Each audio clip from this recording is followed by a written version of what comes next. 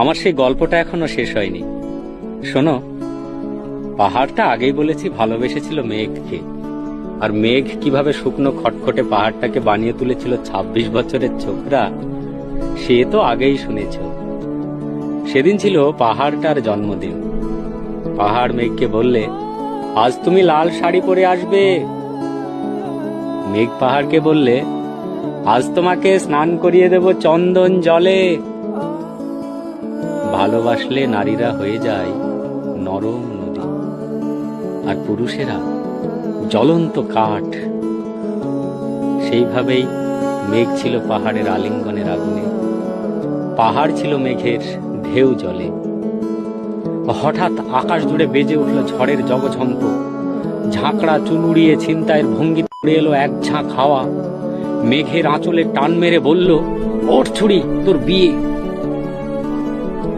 গল্পটা এখনো শেষ হয়নি। বজ্রের সঙ্গে মেঘের বিয়েটা হয়ে গেল ঠিকই, কিন্তু পাহাড়কে সে কোনোদিনই ভুলতে পারল না।